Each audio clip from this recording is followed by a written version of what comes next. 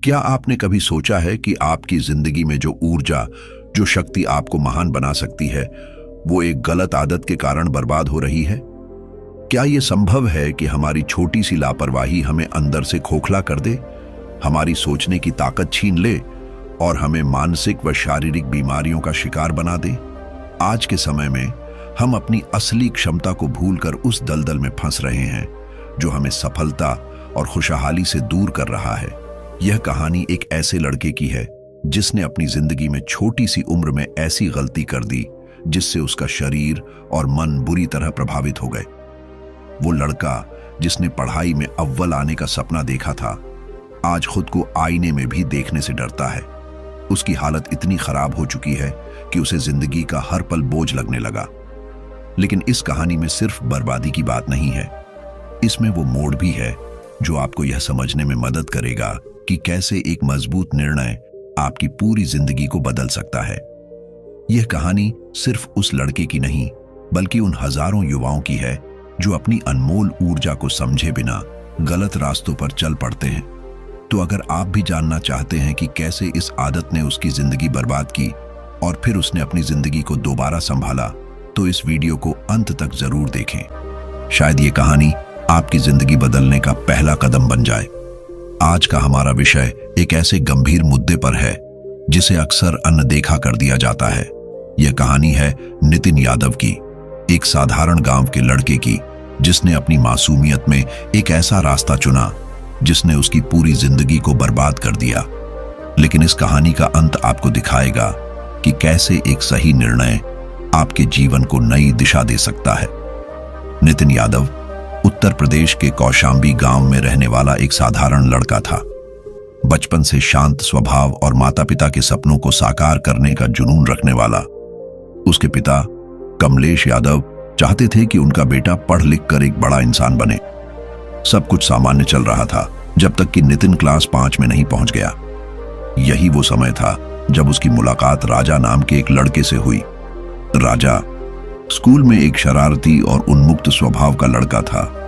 एक दिन lunch break के दौरान राजा ने नितिन से कहा, भाई, आज मैं तेरे लिए कुछ ऐसा लाया हूं जिसे देखकर तुझे मजा आ जाएगा।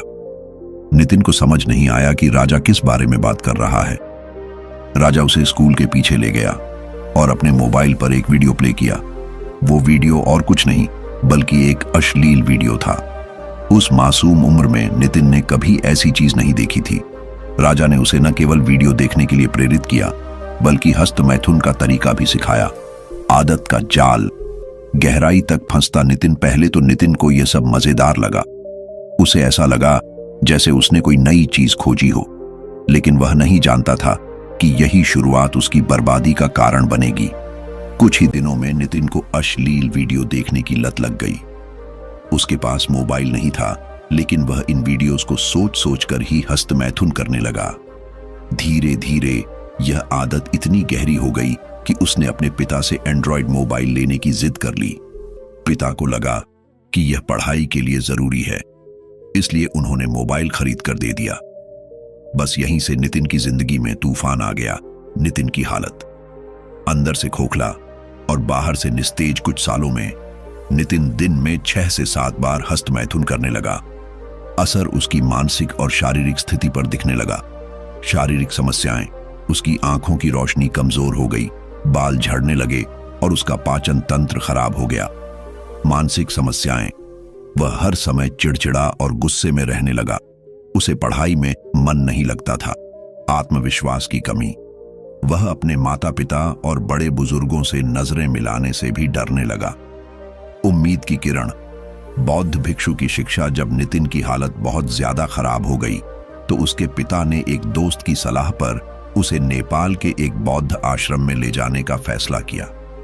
आश्रम में एक ज्ञानी बौद्ध भिक्षु से मुलाकात हुई।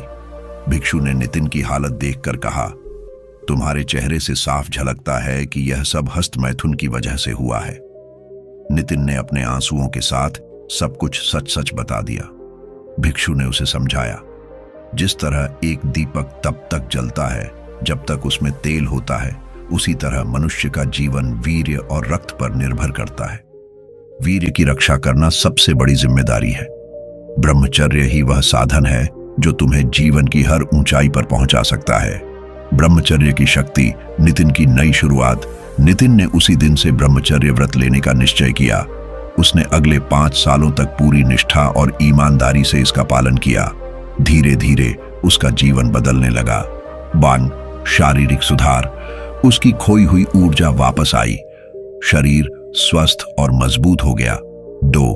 मानसिक शक्ति। वह फिर से पढ़ाई में मन लगाने लगा। आत्मविश्वास वापस आया। 3. सफलता। उसने न केवल पढ़ाई में बल्कि जीवन के हर क्षेत्र में सफलता पाई।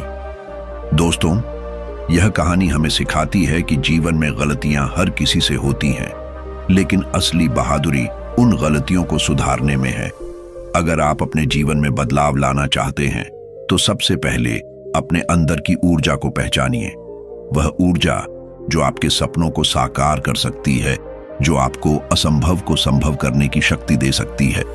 ब्रह्मचर्य केवल एक आदत नहीं बल्कि एक जीवन शैली है। यह आपको अनुशासन सिखाती है, आपका आत्मविश्वास बढ़ाती है और आपको मानसिक शांति प्रदान करती है।